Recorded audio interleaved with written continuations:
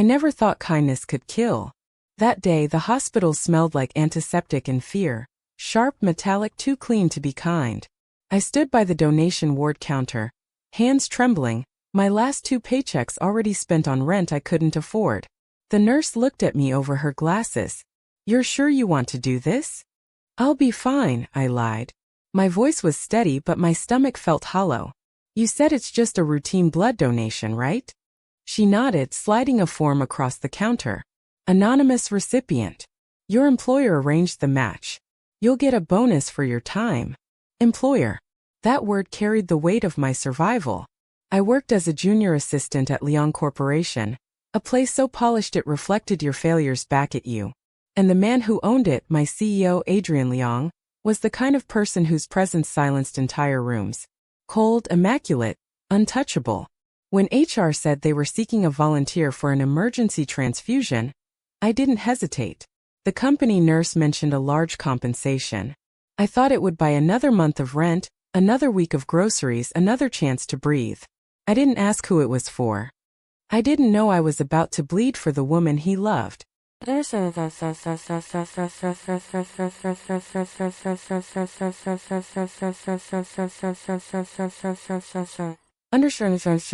The needle slid into my vein.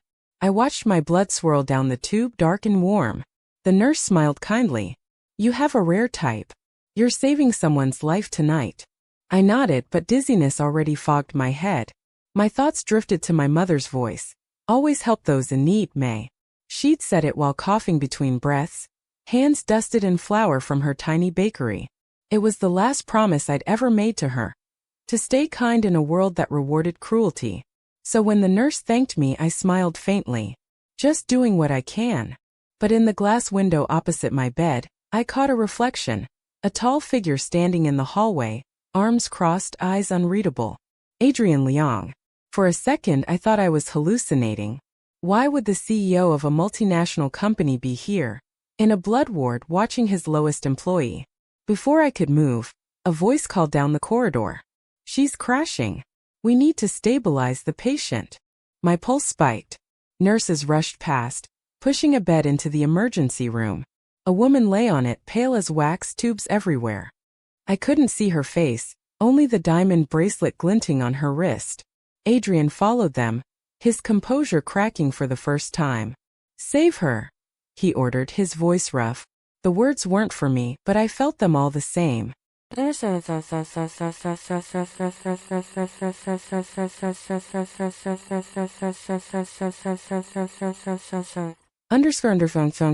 I woke again, it was night. My arm ached and 4 still taped to it. The nurse came back, whispering, "You lost more than expected. We had to give you fluids. Try not to move too fast." Through the half-open curtain I saw him again. Adrian. Standing at the far end of the hallway, head bowed, phone pressed to his ear. His voice was low, breaking against the sterile air. "She'll live," a doctor said quietly. He exhaled sharply, covering his face with one hand. Relief flooded through him, and for a heartbeat I saw something like guilt there too. The nurse checked my vitals. "You did a good thing, Miss Lin." I tried to smile, but the room spun. "The patient, do you know who she is?" The nurse hesitated. "Family of your employer." My heart sank. Family? No, the way he looked at her, it wasn't family. It was desperation. I turned my head toward the window. Outside, the city lights blurred into streaks of silver and gold. Somewhere up there, people like him lived in penthouses high enough to forget the ground ever existed. People like me bled to keep them safe. By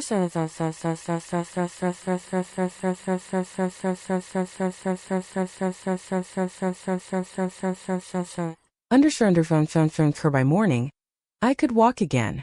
I gathered my things, signing the discharge papers with a shaky hand. The receptionist handed me an envelope. "Compensation," she said. I didn't count it. Money couldn't steady the strange ache in my chest. When I reached the elevator, the doors opened, and there he was. Adrian Leong. He was wearing the same black coat from the night before, his tie undone, eyes rimmed red from lack of sleep. For a moment we just stared at each other. "Sir," I whispered, stepping aside. He didn't move. His gaze drifted to the bandage on my arm, and something flickered behind his eyes. Recognition, then guilt. "You were the donor," he said quietly. I nodded. "Yes, sir." He hesitated as if searching for words. "Thank you." 2 syllables. Cold, practiced, professional, but I heard the tremor underneath. "You don't need to thank me," I said. "You already paid." He looked away. It wasn't about money. Then what was it about? His jaw tightened. Responsibility. The elevator dinged. I stepped inside, pressing the button without looking at him. I hope she recovers soon. He didn't answer. As the doors slid shut, I caught his reflection in the mirror. A man standing perfectly still, surrounded by everything wealth could buy, but somehow looking as if he'd lost something he couldn't name. Track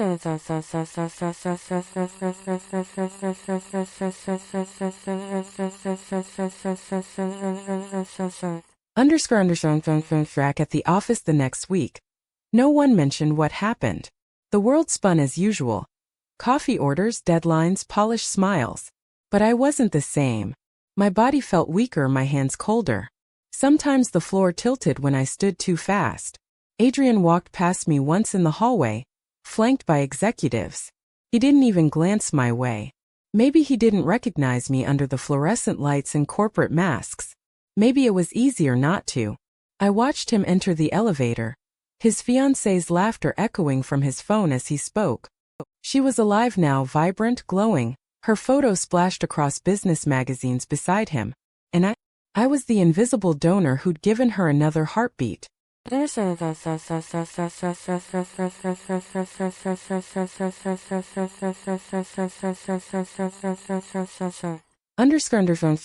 That night. The hospital called to follow up.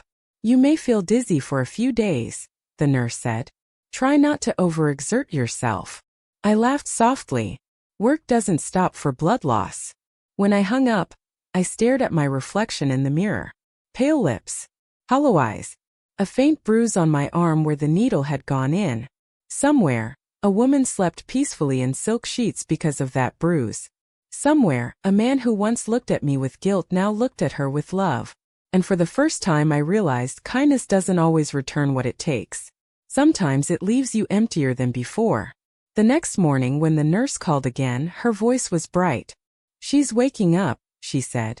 I thought of Adrian's relief, and the guilt behind it. And for reasons I couldn't explain, tears slipped down my cheeks. Because I had saved his world, but in doing so, I'd quietly destroyed my own. The next morning I fainted during a meeting. One moment I was holding a stack of reports, and the next the world tilted sideways. A chorus of gasps echoed through the room.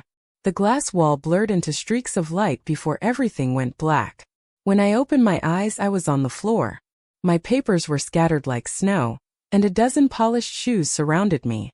Someone muttered, "She's always so frail." Another said, "Probably didn't eat again." I looked up, dizzy. The last thing I saw before the blur cleared was him, Adrian Leong, standing at the end of the table. His expression didn't move. Not even a flicker of concern. "Someone take her to the infirmary," he said coolly. "We're behind schedule." His tone was sterile, like a command delivered to a stranger. The room obeyed. 2 interns helped me to my feet, whispering apologies as if compassion needed permission here.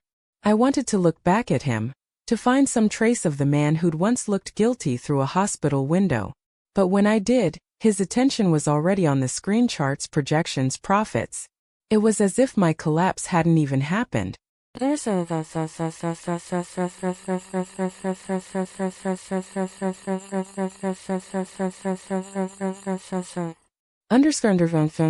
the nurse's room, the fluorescent lights hummed above me. My vision pulsed. The nurse shook her head.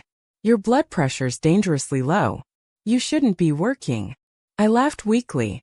"If I stop, I can't afford to eat." She frowned, pressing a vitamin drip into my hand. "At least take these." I left the room quietly, the halls spinning around me. The sound of heels, the clink of coffee cups, the smell of ambition. Everything blurred into one endless hum.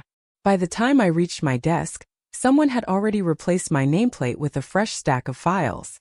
Business never waited for the weak.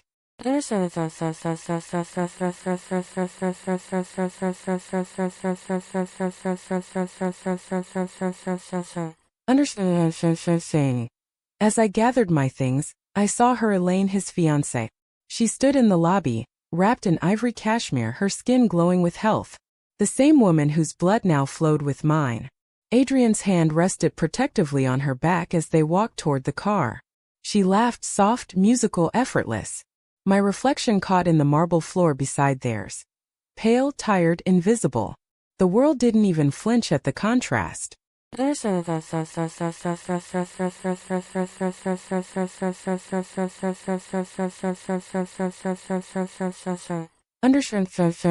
tried to convince myself it didn't matter. That what I did was charity, not sacrifice. But my body betrayed me. Every morning I woke weaker. Every night the dizziness worsened. And still he never looked at me. One afternoon I brought documents to his office. The air inside was cold, too clean, like the hospital had followed me here. He was on a call, his voice low, composed. Yes, the press release for Elaine's recovery banquet. Yes, make it grand. The company will sponsor the event. His eyes flicked up when I entered. For a heartbeat they softened, maybe from recognition, maybe guilt. But it was gone before I could believe it was real. Leave the files, he said. I nodded, setting them down. My hand trembled slightly, the papers slipping from my grip. He didn't move to help. Sorry, I whispered, crouching to pick them up. He just said, be more careful. And somehow those 3 words hurt worse than any wound.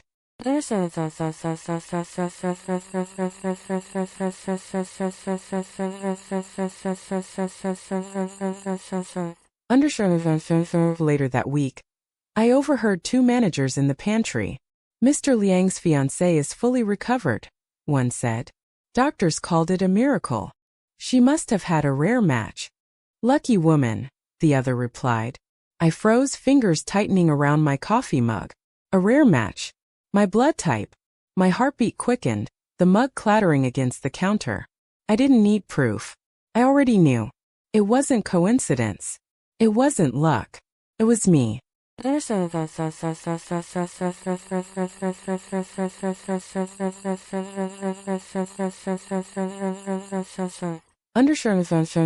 the recovery banquet. The entire company was invited. I almost didn't go, but attendance wasn't optional. The ballroom shimmered with chandeliers and champagne laughter. Everyone wore smiles polished enough to hide envy. I wore the same faded black dress I'd worn to my mother's funeral, the only one formal enough to pass unnoticed. Elaine stood at the center of it all, radiant, a vision of health and luxury. Her diamond earrings caught the light like promises. Adrian hovered nearby, attentive, the perfect fiancé. When she raised her glass to toast her second chance at life, everyone clapped. I tried to too, but my hands wouldn't move. Then she laughed, bright and careless, and said the words that froze me. That poor girl's sacrifice saved me. Poor girl. Not donor. Not person. Just a nameless body that bled so she could glow. The laughter continued around her, oblivious, harmless in tone but vicious in truth. Adrian didn't correct her. He didn't even flinch. He just smiled.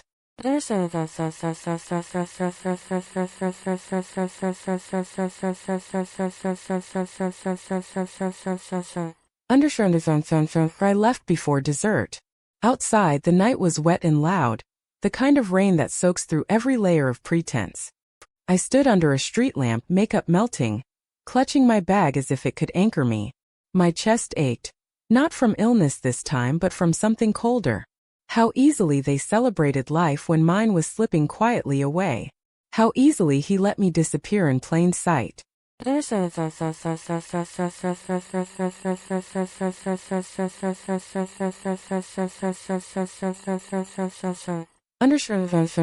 next morning, I went to the rooftop during lunch, the only place the city sounded honest.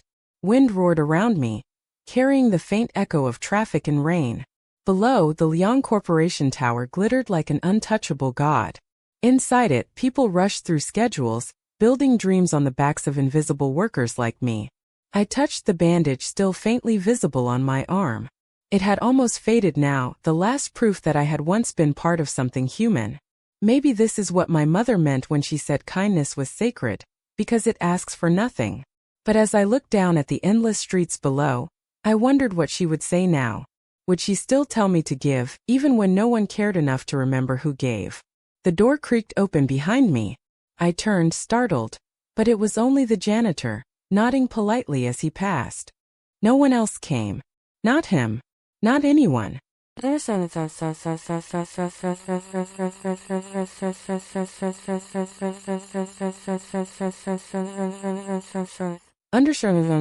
That night, as I walked home through the rain, the streetlights flickered like fading stars. My shoes squelched with each step. I thought about quitting, about disappearing before the world erased me completely, but something inside me refused to break. Maybe pride. Maybe the memory of a promise made beside a dying woman's hand. Always help those in need, even if they don't deserve it, even if they never say thank you. Still, I couldn't stop hearing her laugh. That poor girl's sacrifice saved me. And I couldn't stop seeing his eyes that night in the hospital, the relief that didn't look like joy but guilt. I didn't know it then, but that guilt would destroy him. And by the time it did, I'd already be gone. Before the city, before the office, before my name became a line item on someone's payroll, there was the bakery. A tiny sunlit shop on the corner of a quiet street. The bell above the door always jingled too early in the morning, when my mother would hum and knead the dough by hand, the smell of yeast and sugar filling the air. That scent was my childhood, warm, safe, full of things love could bake but never buy. We didn't have much. Our walls peeled with summer heat, the cash register jammed when it rained, and the shelves were mostly hope dressed as bread. But my mother would always tell me, kindness keeps a business alive longer than money. I used to believe her. She gave away free bread to anyone who looked hungrier than her. Old widows, lost children, even the stray dog that slept behind the counter. I'd scold her sometimes. Mama, we can't afford to feed everyone. And she'd smile, her hands dusted with flour. Maybe not, May, but hunger isn't always in the stomach. Back then I didn't understand what she meant. I thought being kind was simple: smile, share, repeat. I didn't know kindness had a cost. When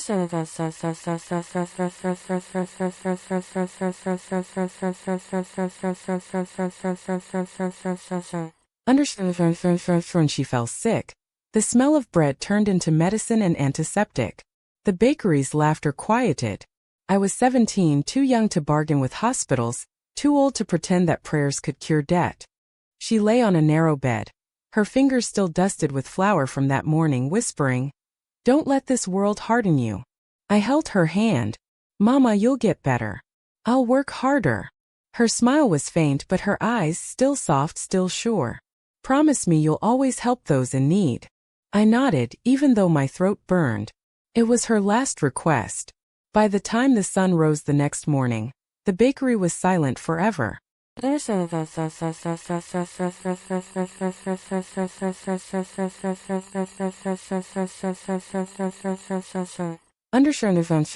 After she was gone, I tried to keep it open. For a few months I worked double shifts, mornings baking, evenings delivering. Until one day I found an eviction notice on the door. The landlord said sentiment didn't pay bills. The ovens went cold, the counters empty. I sold her ring to pay the debt, then left town with one suitcase and the last loaf of bread she'd made. Hard as stone, but I couldn't throw it away. I carried it with me when I came to the city. I thought the city would reward effort, not kindness. I thought hard work could substitute for luck. But the city doesn't reward sincerity. It devours it.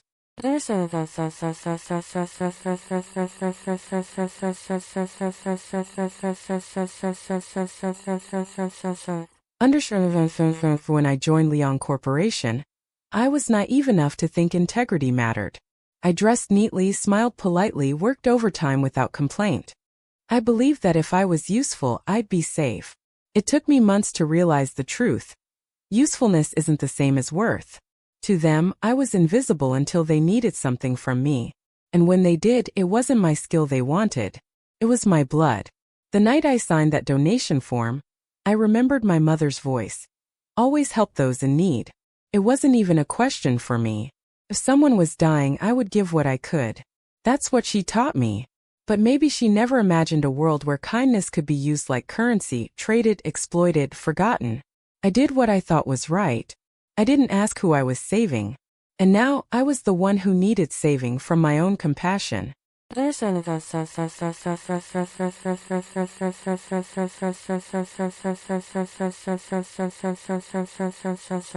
Understand?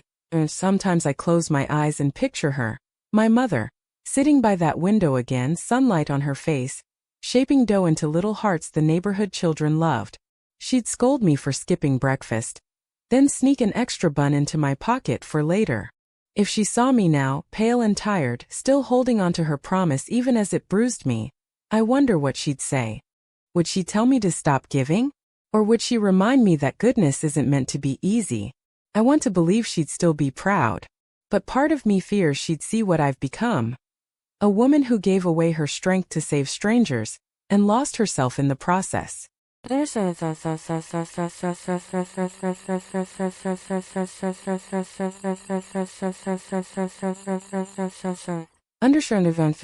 Strange how memory can smell stronger than reality. Even now when I walk past bakeries in the city, the scent of warm bread makes my eyes sting. Sometimes I step inside just to stand there a minute, to remember what home felt like, that brief, golden warmth before the world grew cold. The shopkeepers always look at me strangely when I leave without buying anything. They don't know I've already spent everything I had on survival.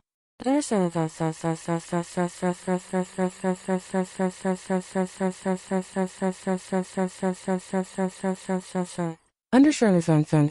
one memory I can't escape. The day after my mother's funeral, a customer came by. An old woman who used to visit every morning for free bread.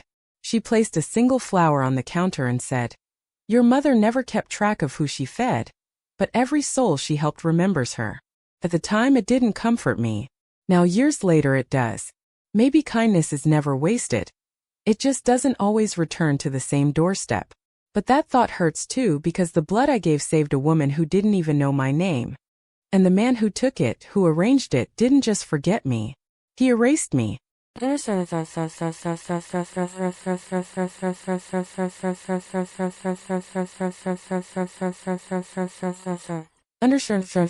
To see him in the hall sometimes.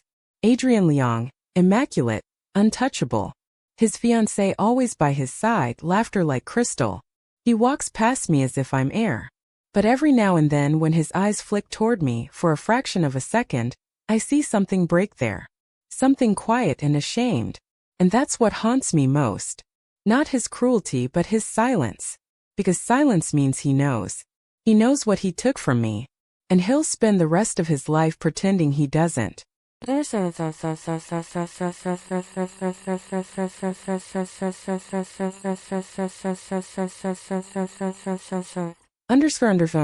For that night, I couldn't sleep. The city buzzed outside, endless and uncaring. I opened my window and let the wind brush against my face, cold and metallic. Somewhere far below, a siren wailed. Another life being saved. Another donor. Another cost. I thought about my mother again, her last words, the promise I made. Always help those in need. I whispered it into the night like a prayer, though it no longer felt holy. I wasn't sure if I still believed in it. Because in this world, kindness doesn't always save you. Sometimes it's the thing that gets you killed. And yet, even as exhaustion dragged me down, I knew one thing. I'd still rather bleed with compassion than live with cruelty. I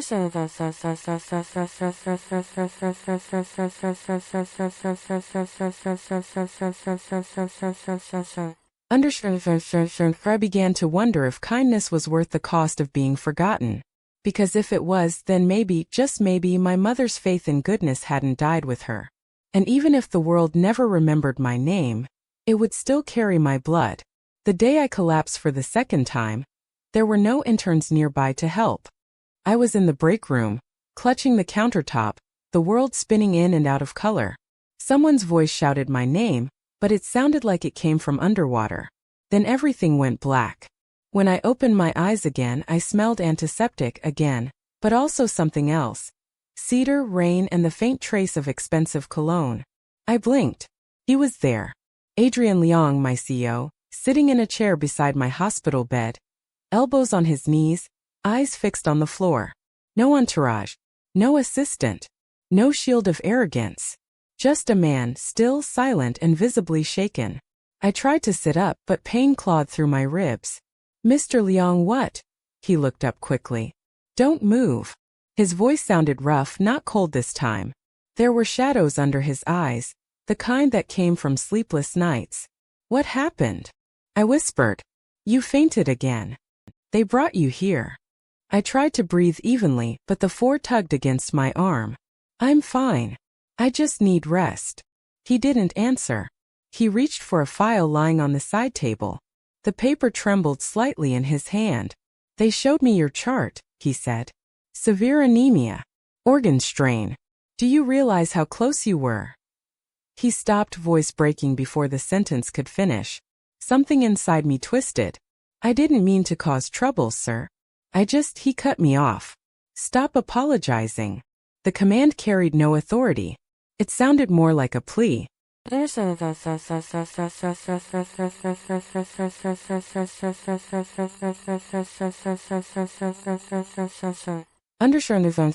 The doctor entered then, flipping through notes.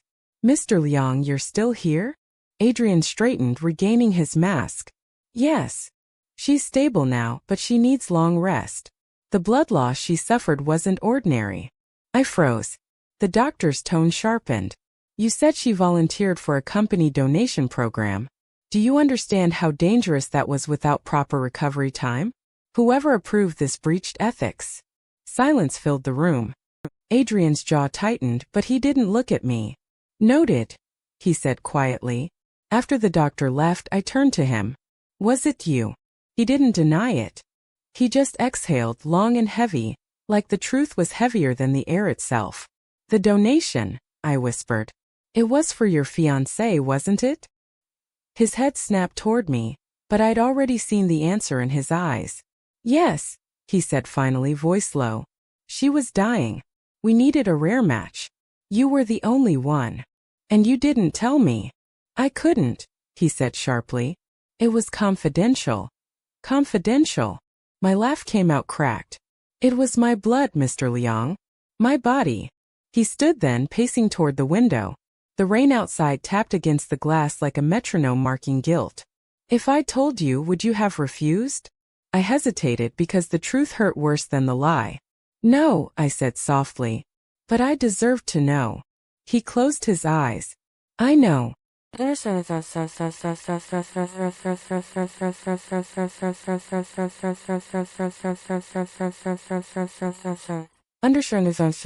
He looked older that night. The man who once seemed untouchable now appeared human, brittle even. I never meant to hurt you, he said. But I already have. He turned to leave, hand on the doorknob, then stopped. Your hospital bills are covered. Don't argue. I wasn't going to, I whispered. I can't even afford anger right now. That made him look back. His expression flickered. Guilt again, sharp and unbearable. He opened his mouth, but whatever he wanted to say never made it out. Instead, he just whispered, rest, and walked away.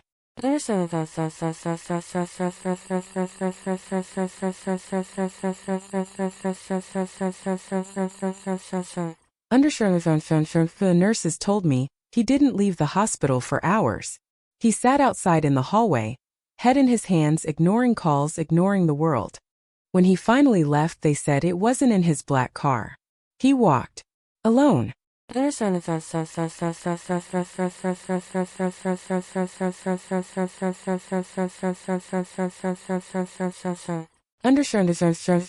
passed. I recovered slowly, though the ache inside me wasn't physical anymore. Every time I closed my eyes, I saw him standing by that window, the man who used my blood to save the woman he loved, and who now carried that guilt like a second heartbeat. I didn't know which hurt more, his deception or the fact that I couldn't hate him completely, because part of me still remembered the way his voice cracked when he said, I never meant to hurt you. On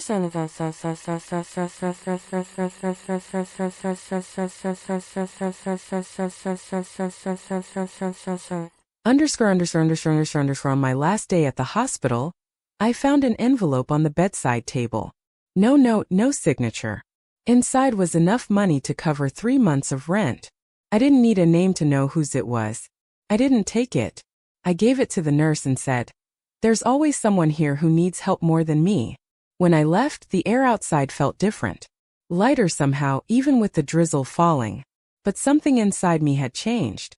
I was still the girl who believed in kindness, but now I knew what it cost.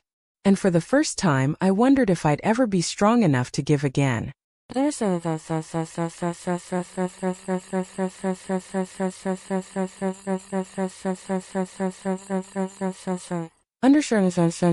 Night. I dreamt of the bakery. My mother stood at the counter, the smell of fresh bread filling the air. She turned to me and smiled, flour on her cheeks. "You did right, May," she said. "But right doesn't mean painless." When I woke, there were tears on my pillow and the faint sound of thunder rolling in the distance. In the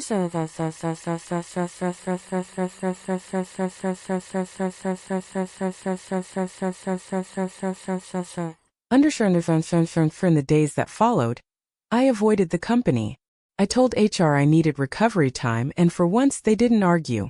Maybe Adrian had warned them. But sometimes I still saw him in news articles on billboards at the corner of my screen.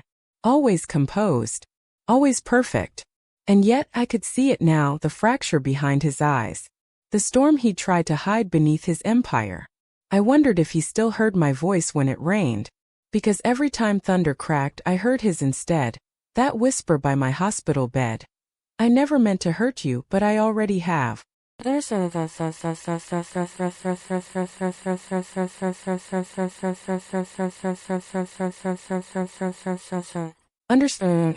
Maybe guilt was its own kind of illness, the kind you could hide behind tailored suits and flawless meetings. But I knew one day it would consume him the way weakness consumed me. And when that day came, I hoped he'd finally understand what kindness really meant. Not a transaction, not an act of pity, but a gift that can't be repaid. Even if it bleeds you dry. I left the hospital with nothing but a bandaged arm and a hollow kind of peace. I told myself I'd never see him again.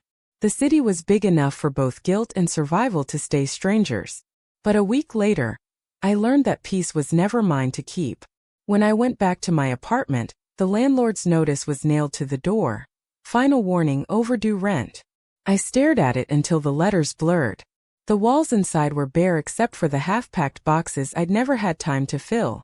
That night I gathered my few things and walked away. I didn't know where to go. Only that the hospital lights had been kinder than the world waiting outside them.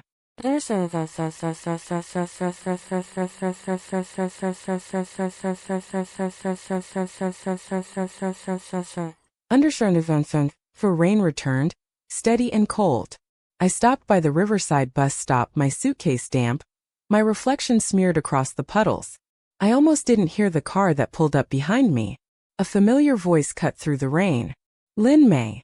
I froze. He stepped out, umbrella in hand, suit darkened by water. Adrian Leong. His eyes looked different now, tired, stripped of their armor. "What are you doing here?" I asked, voice trembling. He didn't answer right away. He simply opened the umbrella above me, shielding both of us from the storm. "You didn't take the money," he said. "I told the nurse to give it to someone who needed it more." "You needed it." "I needed honesty more." He inhaled slowly, the air between us thick with unspoken things. "I paid your bills, but you disappeared. I thought." He stopped himself, shaking his head. "Never mind. I thought we were finished," I said quietly. "You got what you wanted. She's alive." "She's alive," he echoed, looking away. "And I'm not." For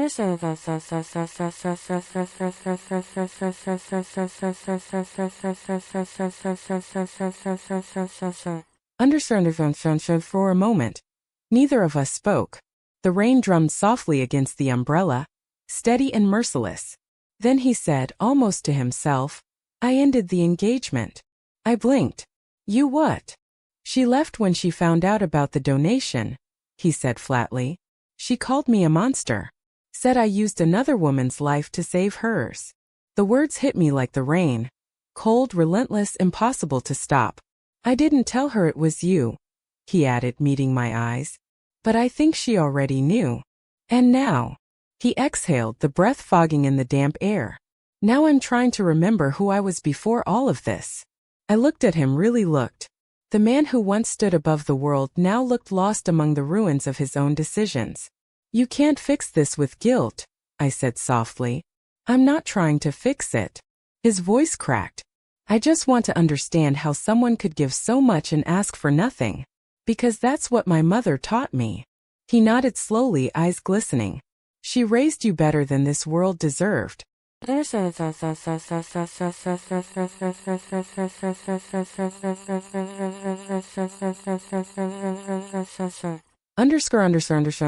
car passed, splashing water across the curb. I flinched. He reached out instinctively, hand brushing my shoulder, gentle, cautious, as if afraid I'd disappear again. Come inside, he said. You're shaking. I'll manage. Please. The word sounded foreign on his tongue. At least let me give you a ride. I hesitated. Pride warred with exhaustion. Then I nodded once.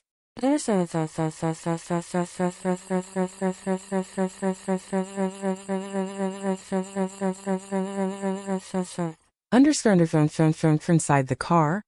Warmth hummed from the vents. He handed me a towel without a word. We drove in silence for a while. The city blurred past, neon rain, ghostly reflections on glass. Finally he spoke. I keep dreaming about that night. You lying on the bed, pale tubes everywhere. I keep hearing the machines beeping slower and slower. I thought you were dying because of me. I stared at my hands, still faintly scarred from the 4 tape. Maybe I was. His grip tightened on the steering wheel. Don't say that. Then stop acting like it didn't happen. He pulled over by the river. The wipers kept beating, a steady rhythm between us. You're right, he said quietly. It happened. And it ruined everything I thought I was. Good, I whispered. Because maybe now you'll understand what it's like to give, until there's nothing left. He turned toward me, rainwater running down his temple. I understand more than you think. For a heartbeat, the air between us felt alive again. Not with anger, but something softer. Something that hurt to name.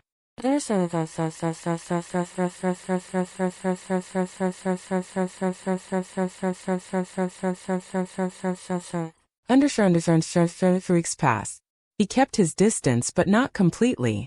Groceries would appear by my door. Hospital receipts vanished from my mailbox. I never asked how. Then one morning the headline screamed. Leon Corpsio steps down amid scandal. He'd resigned. Voluntarily, the articles said. The board was in shock. Stocks plummeted. I read the line twice, heart pounding. He'd done it. The man who once valued control more than compassion had let go.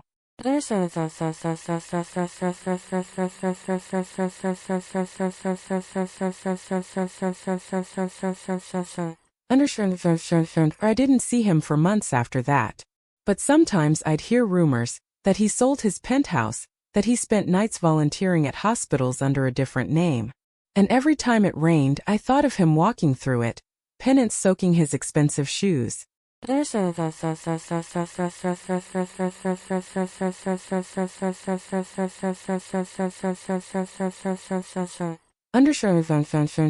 evening, I found an envelope slipped under my door. Inside was a single note in his handwriting. I'm sorry for all the blood I took without asking. If I could, I'd give mine back to you drop by drop. No name, no signature, just that line. I didn't cry. I just sat there, reading it over and over until the ink blurred. Because I finally understood. His silence wasn't cruelty anymore. It was grief. And grief was the only language we both spoke fluently. Every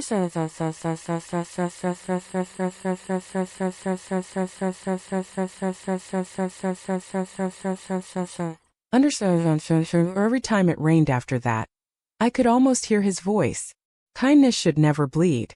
It echoed inside me, a strange lullaby for two people learning how to live with what they'd broken. The storm hit faster than I expected. Not rain this time, but truth. And truth, when it falls, doesn't make a sound until it's too late. It started with a headline. CEO's secret blood scandal. Poor assistant exploited to save fiancé. The words screamed from every screen, every paper, every phone in the city.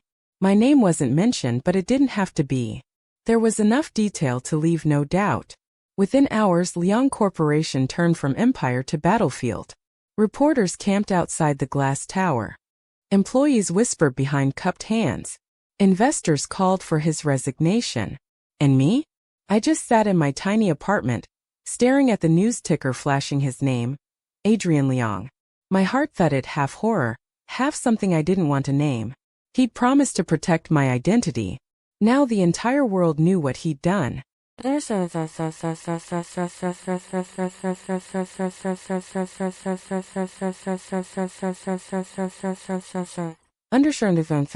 turned off the TV. But the silence was worse. My phone buzzed with messages from coworkers, their pity disguised as curiosity. Is it true? Did he really take your blood? You're so brave to speak out. But I hadn't spoken at all. Someone else had. By evening, the hospital confirmed the leaks, my donation file, the internal memos, the payment record. A faceless name turned into a symbol. The girl whose kindness became a crime. I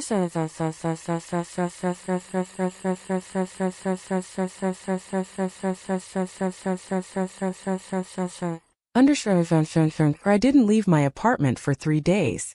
I couldn't. Everywhere, the world debated my morality, his greed, our connection. Strangers turned me into a story, a headline, a hashtag. But no one knew the truth. No one knew that I wasn't brave, just desperate. No one knew that I'd signed that form because I believed in mercy. And mercy in this world was always repaid with cruelty.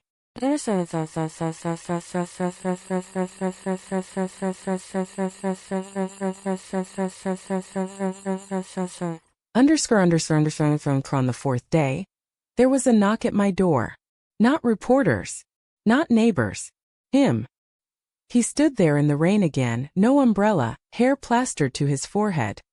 His suit clung to him like penance. Why are you here?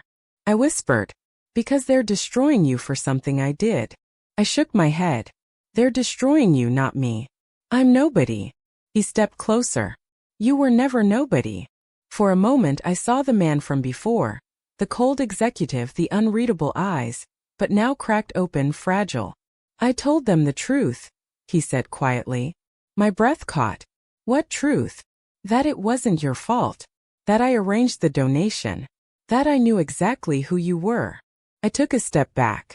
You what? Why would you? Because I'm done hiding, he said. And because you deserve to stop bleeding for my sins.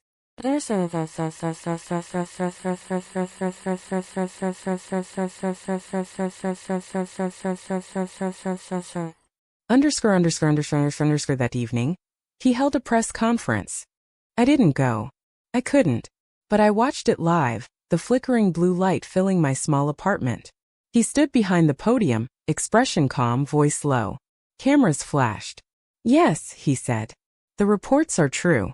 A member of my staff was asked to donate blood to save my fiancée's life.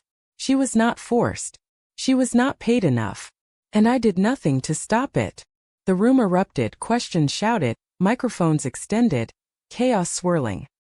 He waited until it quieted, then continued. Her kindness saved a life. My silence destroyed it. That is on me. A reporter called out. Mr. Liang, what do you plan to do now? He looked directly into the camera. I've resigned from my position, he said. Effective immediately. More shouting. More flashes. But his eyes didn't waver. I don't care what they say about me, he added softly, almost to himself. This world worships power, but power without humanity is worthless. He hesitated, swallowing hard. She reminded me what it means to live. Even if she'll never forgive me, she saved me first. I didn't realize I was crying until I tasted salt. When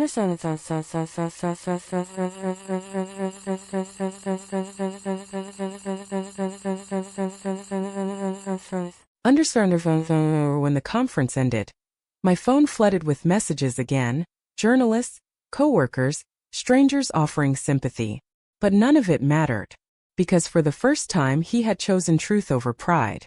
And for the first time the truth hurt less than his silence.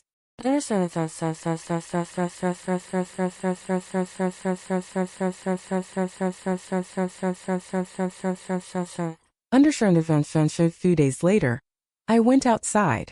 The air was sharp with winter. The streets buzzed with the echoes of headlines. At a newspaper stand I saw his face on the front page. Disgraced admits guilt, steps down. But there was another headline below it. Anonymous donor declines interview. Kindness doesn't need witnesses. I didn't give that quote, but I wished I had. At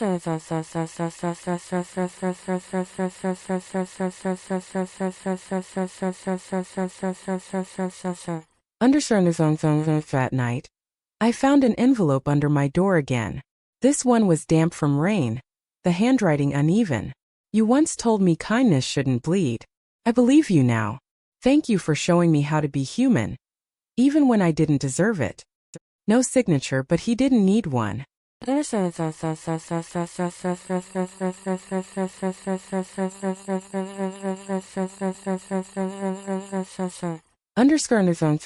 the next morning, the news said he'd disappeared. No one knew where he'd gone. Some said he left the country. Others said he'd gone mad. But I knew better. He was finally doing what he'd never done before, facing his life without the shield of success. In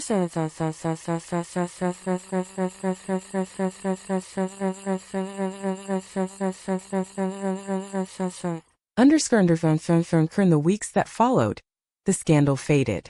The city found new tragedies to devour. My name slipped quietly off the radar. But his didn't. His downfall became a cautionary tale in business schools. A morality headline that people forgot by the next fiscal quarter. Still, sometimes when the rain hit the windows just right, I'd imagine him walking through it. Not as a CEO, not as a sinner, but as a man learning how to carry guilt without drowning in it. And somehow that thought didn't make me sad. It made me hope. Because redemption doesn't always come with applause. Sometimes it comes with silence, and the courage to tell the truth even when it breaks you.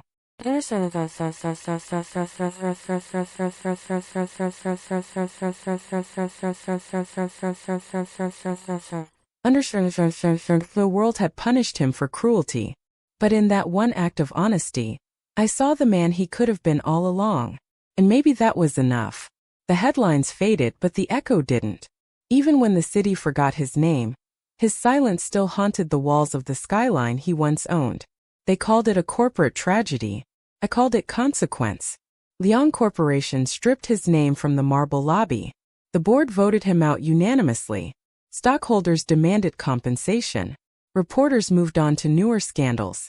And the man who had once ruled that tower of glass disappeared like smoke after a storm. For weeks, no one knew where he went. Until one night I did.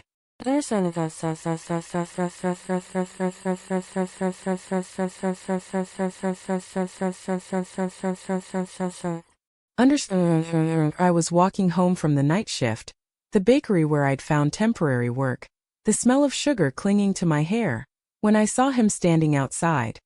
The streetlight flickered above his head, his figure shadowed but unmistakable.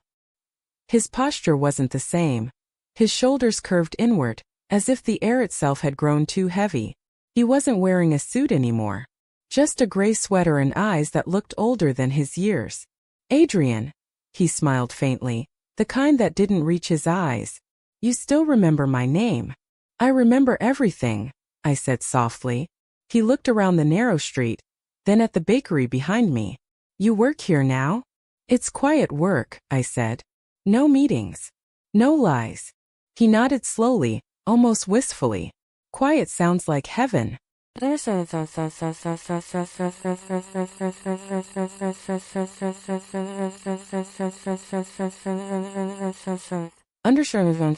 We stood there, the city's hum filling the silence between us.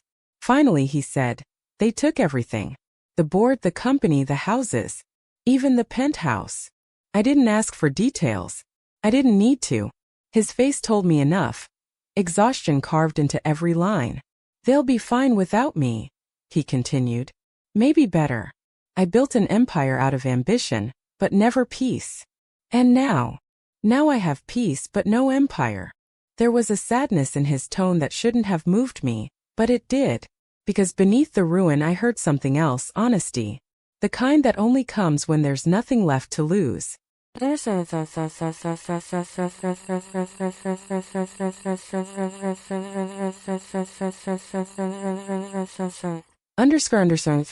He followed my gaze toward the dark windows of the bakery. Do you still hate me? I hesitated. No. But I haven't forgiven you either. He smiled faintly. Good. I don't deserve forgiveness yet. We stood there for another long moment before he said, May I come by tomorrow? For coffee. I wanted to say no. But instead I whispered, If you pay like everyone else. His laugh was quiet, almost disbelieving. Deal.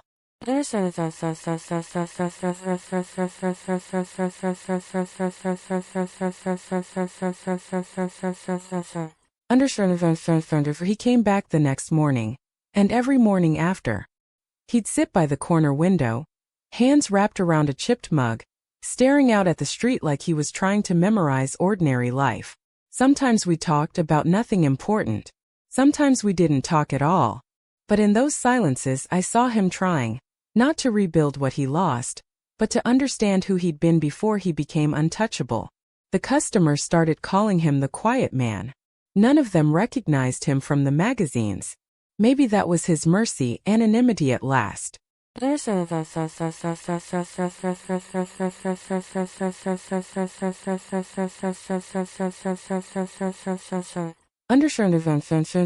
After closing, I found him still sitting there.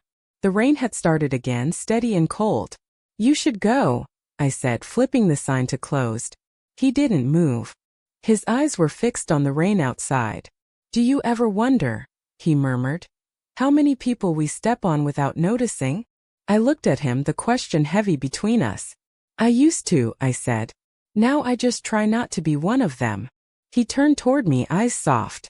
You never were.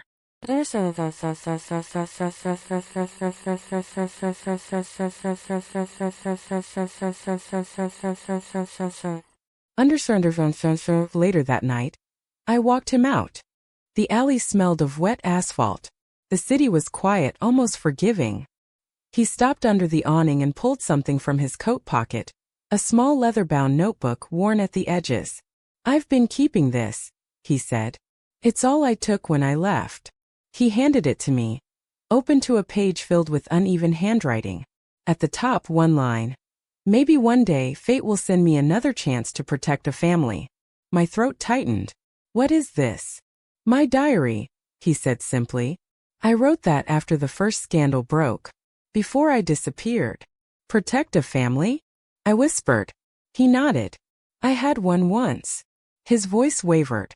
A sister. She was sick. I worked night and day to pay her hospital bills. I thought success would save her. But she died before I earned my first $1,000,000. He looked up at the sky, rain tracing down his cheeks. I built everything after that on guilt. Every decision, every cruelty. All of it just to fill the silence she left. I stared at him, unable to speak. And then you appeared, he said quietly. A stranger bleeding herself dry to save someone she didn't even know. You were the mercy I'd forgotten existed.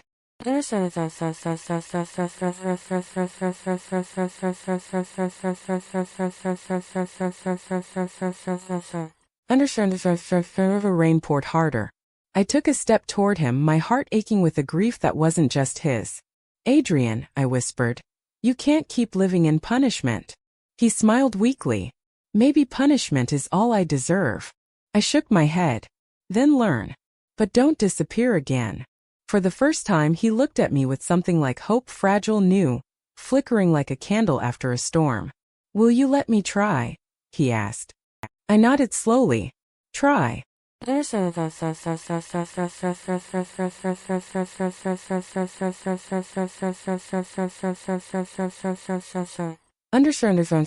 The next morning he was gone. His usual seat sat empty, a faint ring of coffee on the table. But the diary he'd shown me was still there, wrapped in brown paper. Inside, a note. For the first time in my life, I want to build something that doesn't crumble when it rains. Thank you for teaching me how.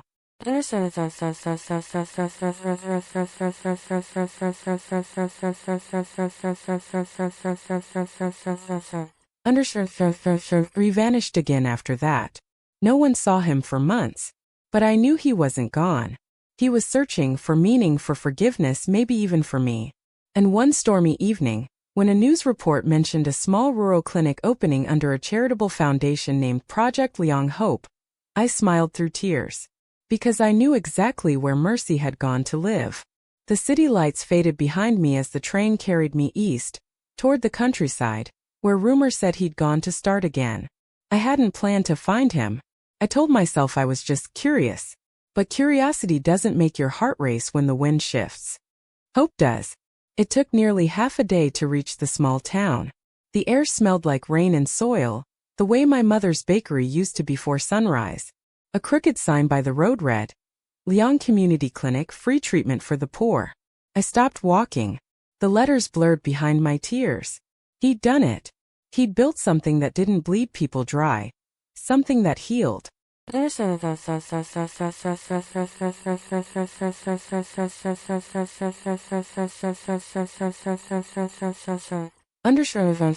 The clinic was a simple white building. Its windows opened to the breeze. Children ran in the yard laughing, while nurses handed out water and bread. It didn't look like a charity, it looked like home. Through the doorway I saw him. Adrian. He was carrying a box of medicine, sleeves rolled up, hair messy, sunlight brushing the tired lines around his eyes. For a second I couldn't breathe. He looked so different from the man I'd known. No tailored suits, no armor of pride. Just a man with empty hands and honest eyes. When he finally noticed me, he froze. The box slipped from his grip, scattering packets across the floor. May. His voice cracked on my name.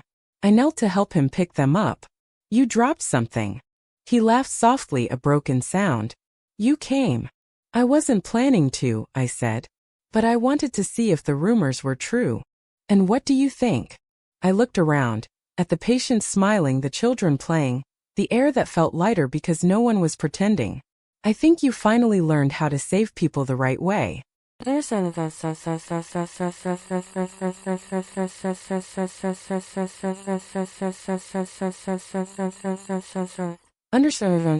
We ended up outside, sitting beneath a tree where the breeze carried the smell of wildflowers. For a long time, neither of us spoke. Then he said, when I lost the company, I thought my life was over.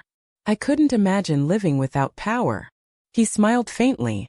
Now I can't imagine living without peace. I studied him quietly. Do you regret what you gave up? He shook his head. I regret who I was when I had it. There was no bitterness in his tone, just quiet truth.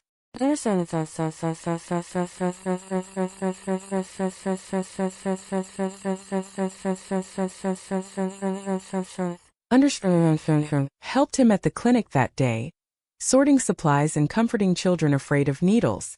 Watching him work was like watching a man rebuild his soul piece by piece. He never complained. He never ordered. He listened. At one point, an old farmer approached him, pressing a handful of coins into his palm. For the medicine, the man said. Adrian smiled and closed the farmer's fingers around the money. Keep it. Just promise to rest more. The farmer blinked. Then how do you make a living? Adrian's answer was simple. By giving one. The old man nodded slowly. You've changed, son. He had.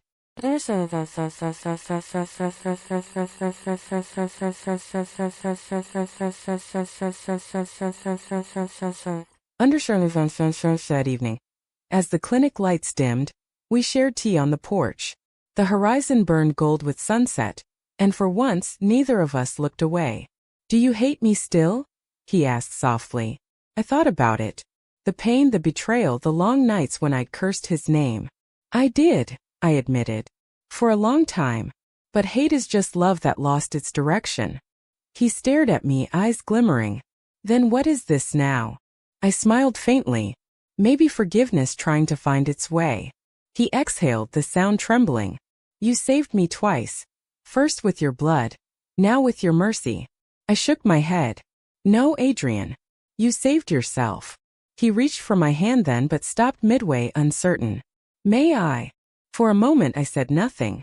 Then I nodded. His hand was warm, calloused, human. The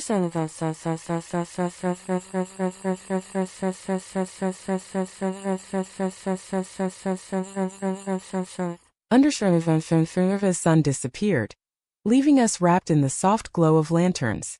Somewhere in the distance a child laughed, a dog barked, life went on. I used to think redemption was grand, he said quietly. Public apologies, big gestures. But it's not. It's this staying, working, trying. Trying, I echoed. That's all any of us can do. He turned to me, eyes steady. Then stay with me. Help me keep trying. The words hung between us, trembling with everything unsaid.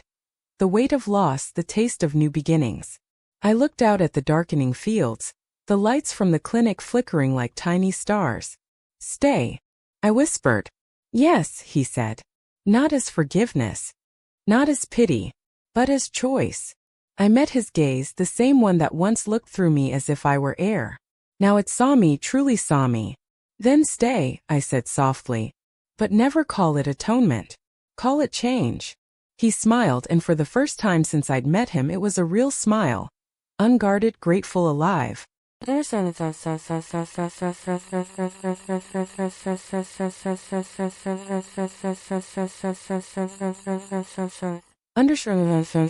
night, I didn't sleep in a stranger's room or a rented corner of the city.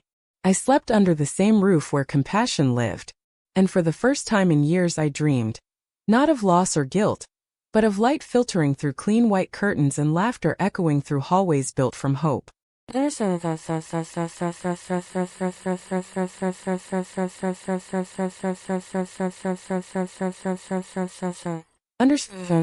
The next morning, as the sun rose over the clinic, he stood beside me on the porch.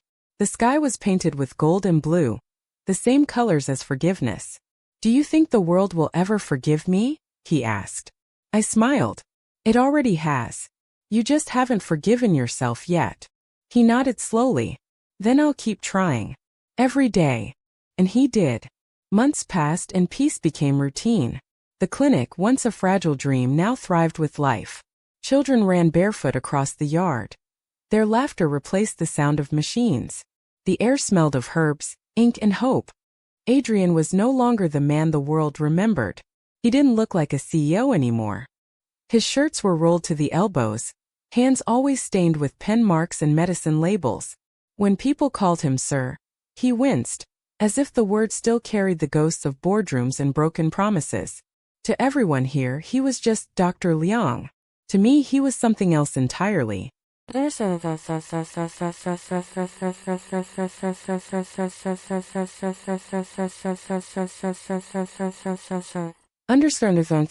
We worked side by side most days. I managed supplies, balanced records, listened to patients' stories. Sometimes, in the middle of writing prescriptions, he would glance up and meet my eyes, a silent smile passing between us, a reminder of how far we'd both come. The nights were different now, too. Gone were the sleepless hours haunted by guilt and hunger. Now there was warmth, quiet dinners on the porch, stories under the soft hum of lanterns. The townspeople began to trust him. They brought vegetables from their farms, bread from their ovens. For the good doctor and his kind helper, they'd say, eyes crinkled in gratitude. He'd always shake his head. You don't owe me anything. But when we were alone, he'd whisper, they remind me that good still exists, that maybe I can still be part of it.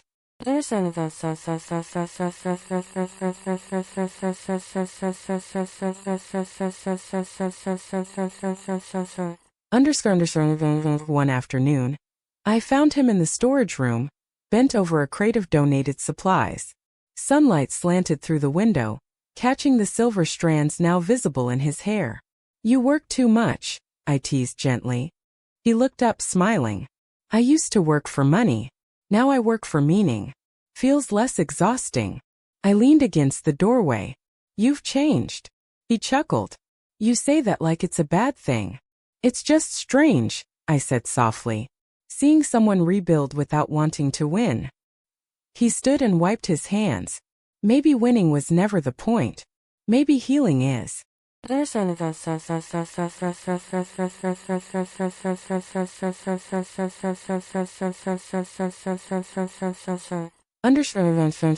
evenings, the children from the nearby school would come to the clinic courtyard.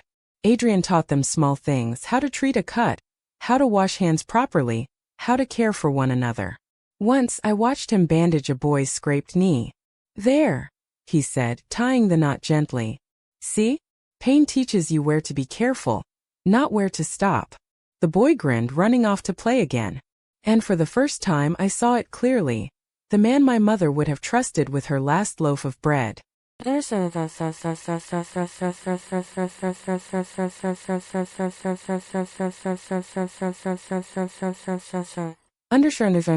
Things changed quietly. Spring returned, soft and bright. The clinic garden bloomed with lilies. That evening I found him standing outside, watching the sky blush pink and gold. My apron was dusted with flour. I'd started baking again in the clinic kitchen, just to fill the rooms with the smell of home. He turned when he heard me. "You brought the city's sweetness here," he said. "Even the walls smell like hope." I smiled. "Hope doesn't come from walls, Adrian. It comes from people." He nodded slowly. "Then I suppose I owe mine to you."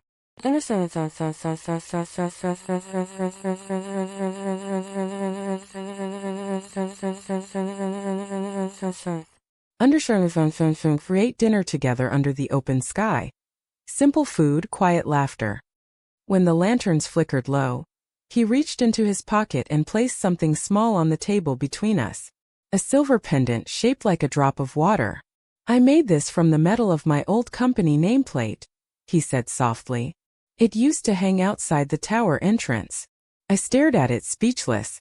"Everything I built once belonged to power," he continued. "Now I want to build things that belong to peace. Take it, as a reminder of what we became." My fingers trembled as I touched it. "Adrian," he met my eyes, "you don't have to forgive me, but I need you to know that every heartbeat of this place, every life saved, carries your kindness in it. You turned my sin into service." Tears stung my eyes, but I smiled through them. "No, Adrian. You turned it into something worth living for." Weeks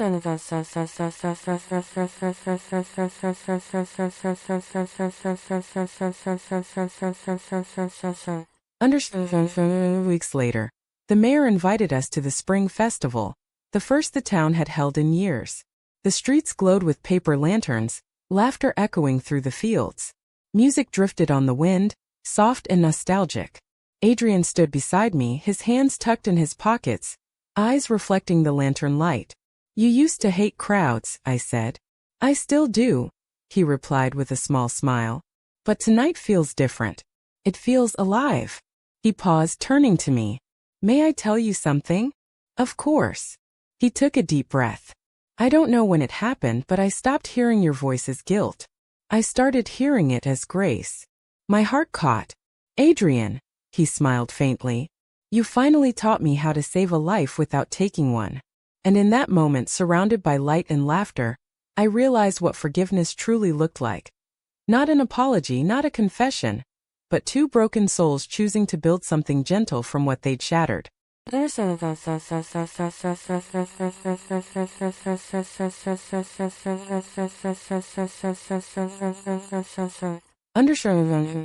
the night ended, he walked me home along the dirt road, the pendant warm in my palm. Fireflies blinked in the tall grass. As we reached the gate, he stopped. "You know," he said quietly, "I never asked you what you wanted in the end." I looked at him, the man who had gone from heartless to human. "This," I said simply. "A world where kindness doesn't bleed." He smiled, eyes soft, voice barely a whisper. "Then that's the world I'll keep trying to build with you." For the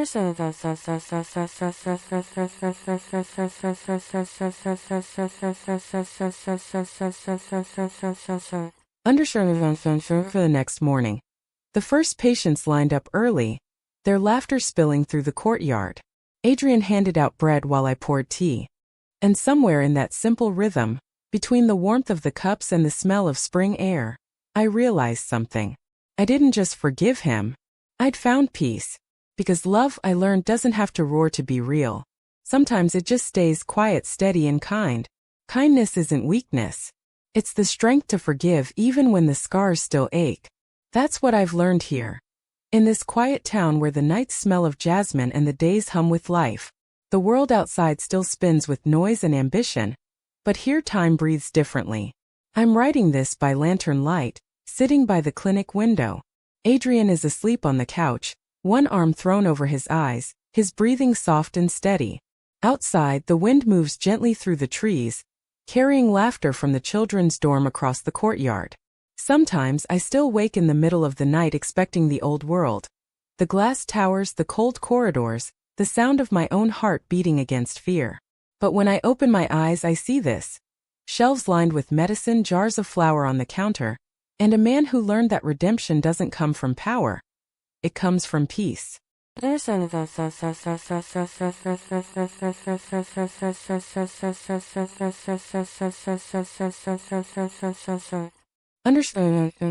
I look at him now, I don't see the CEO who ruined my life. I see the man who rebuilt his by learning to serve. He used to chase perfection, believing it was the same as love.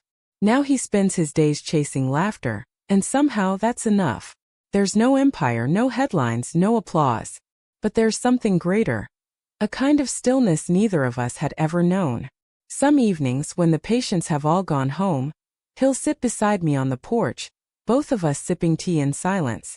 The stars come out one by one, and he always says the same thing. Do you ever think about what we'd be if that night never happened? And every time I give him the same answer. We'd still be lost. Because it took breaking for both of us to find what mattered. I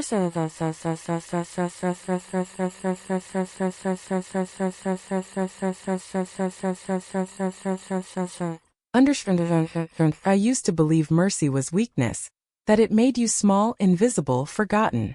But mercy is what saved me. It's what saved him too. Strange how life works. The girl who once gave her blood to save another now spends her days giving comfort instead. And the man who once drained others for success now spends his life pouring himself out for strangers. Sometimes I think that's what forgiveness really is, not forgetting the pain but turning it into purpose. There's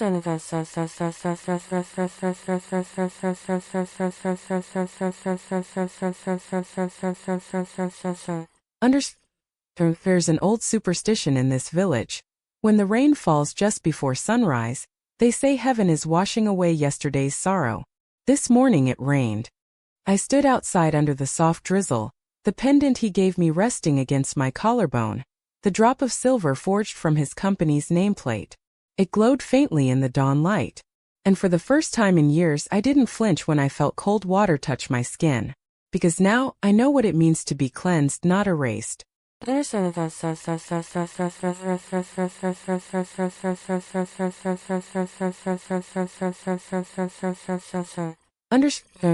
Sometimes new volunteers arrive and ask about us, about the quiet woman who runs the books and the man who used to be rich.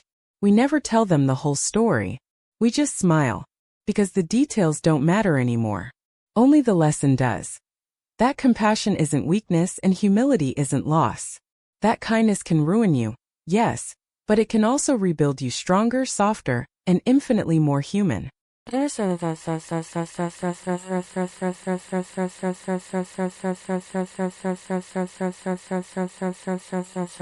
Understand still blames himself sometimes. I see it in his eyes when a patient thanks him, or when he catches me watching him too long. But guilt no longer defines him.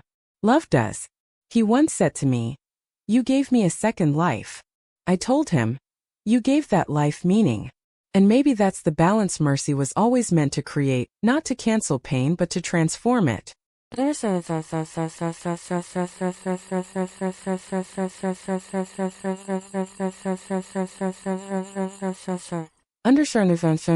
I finish writing, the lantern flickers low. The sky is beginning to blush with dawn. I can hear him stirring half awake, murmuring my name in that soft, uncertain way that still makes my heart tremble. This is my story. A story about how cruelty broke me, and compassion rebuilt me.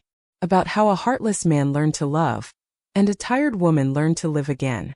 If I could speak to that girl in the hospital corridor, The one signing the form with shaking hands, believing kindness could only hurt her. I'd tell her this. Kindness won't protect you from pain, but it will lead you home. Because in the end, that's what it did for me. It led me here, to a place where mercy breathes, where guilt turns to grace, where love no longer demands repayment.